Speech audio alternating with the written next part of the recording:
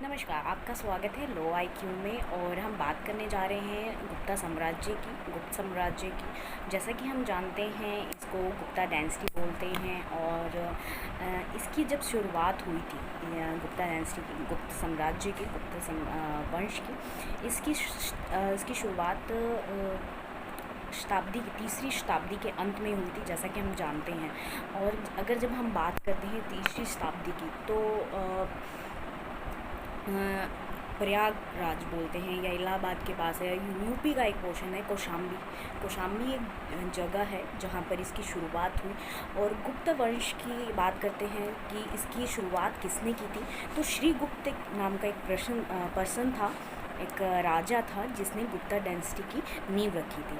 तो इस नींव की जब रखी, तो इसने कब तक शासन किया? 240 से 242 टू 80, 240 से 280 तक साम्राज्य किया था।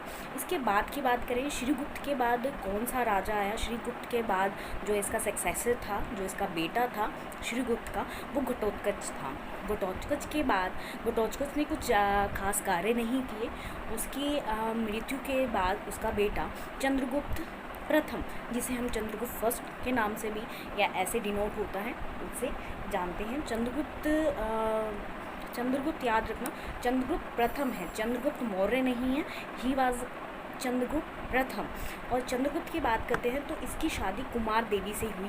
कुमार देवी रानी थी चंद्रगुप्त प्रथम की। कुमार देवी ने क्या किया, जो फेमस थी, चंद्रगुप्त ऐसे ही मतलब इसकी रानी के साथ काफ़ी अच्छी बॉन्डिंग थी, तो इसे सबसे पहले कॉइन चलाया।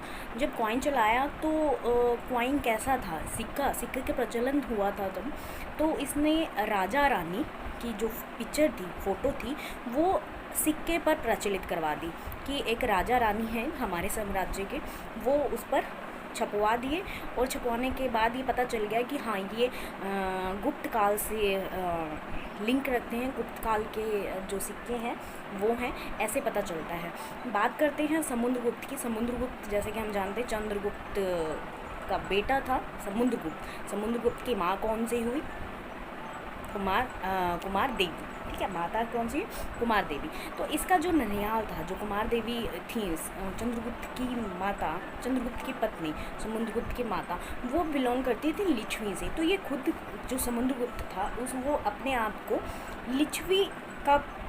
लिच्छवी नाती बोलता था, क्योंकि वो नाती लगा वहाँ का। तो वो कहता था कि लिच्छवी का मैं राजा हूँ, एक तरह से अपने आप को एक क्राउन देना।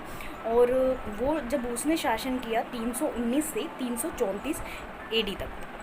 बात करते हैं कि वैसे तो हम जैसे जानते हैं कि अशोक ने अच्छे कार्य भी किए, हिंसावादी भी था, वो अहिंसावादी भी था, बाद में बना।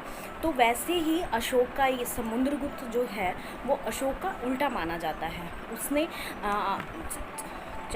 समुद्रगुप्त ने उत्तर में 9 राज्यों में अपना शासन किया। और दूसरी बात कि 9 राज्यों में मतलब उसको जीत कर अपने राज्य में मिला दिया था।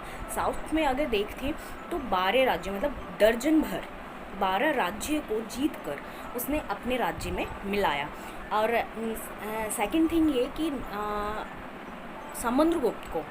समुद्रगुप्त को नेपोलियन के नाम से जाना जाता है। समुद्रगुप्त को याद रखना, समुद्रगुप्त को ये बहुत से टाइम क्वेश्चन आता है पेपर में। समुद्रगुप्त को नेपोलियन के नाम से जाना जाता है और दोहित्र के नाम से भी जाना जाता है। इसी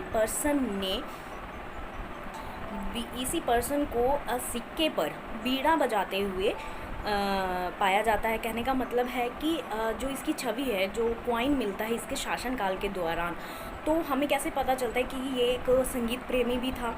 वो इस तरह की, क्योंकि इसकी जो पिक्चर है वो वीणा बजाते हुए, तो इसे पता चलता है कि अगर ये संगीत प्रेमी नहीं होता तो वीणा के साथ नहीं मिलता।